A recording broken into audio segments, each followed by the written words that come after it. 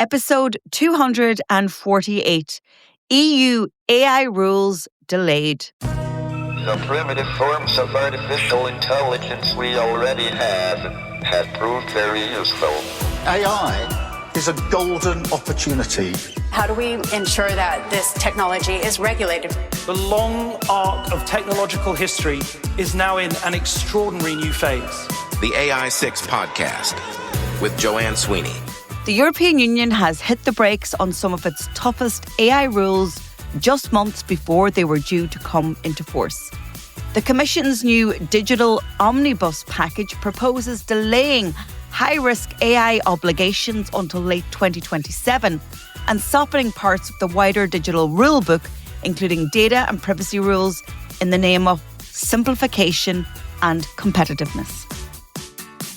Hello and welcome back to AI6, the podcast that helps you not be overwhelmed by AI, because if you listen, it's just 6 minutes a day, Monday to Friday.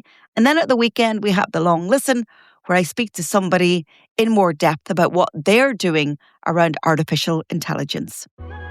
So the European Union has the most stringent AI rules in the world.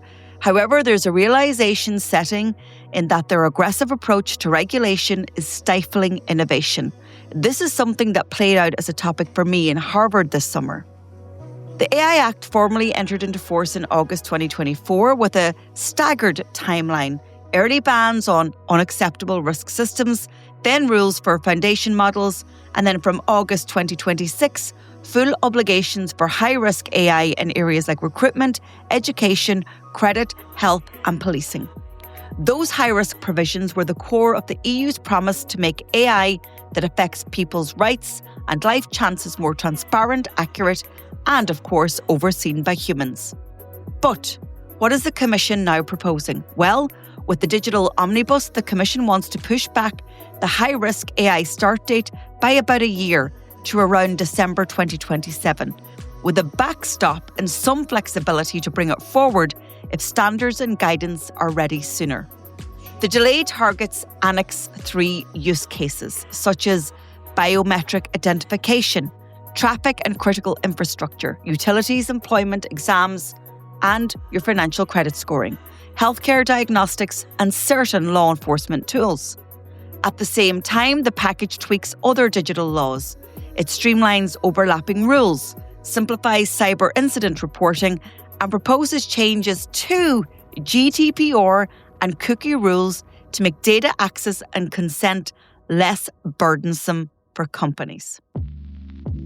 One controversial idea is allowing broader use of personal data for AI training under legitimate interest, reducing the need for explicit consent in some scenarios.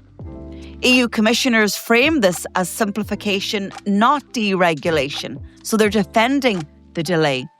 The line is that AI rules remain strict, but enforcement must be realistic, with standards, technical specs, and guidance in place before companies are expected to comply.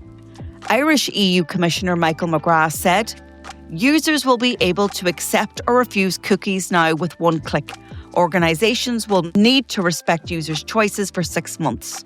So when browsing the internet and revisiting a website that you've been on in recent months, if you answered that question within the last 6 months, you will not be asked again to give such consent."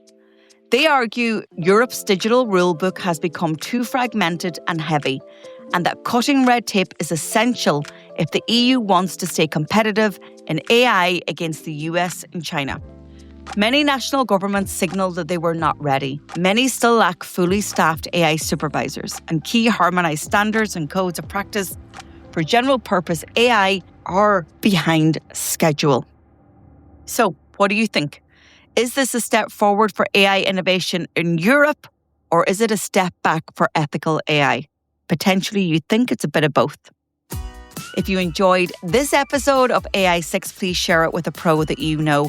If you want to hire me for a speaking event, AI literacy training, or helping you develop AI use cases in your organization, get in touch, book a call in my calendar, at digitaltraininginstitute.ie, or if you work in government or public sector, jump over to publicsectormarketingpros.com. And if you don't have a copy of my book, AI Playbook, why not? You can get your hands on it at aimarketingplaybook.ie or on Amazon. I'm Joanne Sweeney. This is AI 6. I'll talk to you again tomorrow.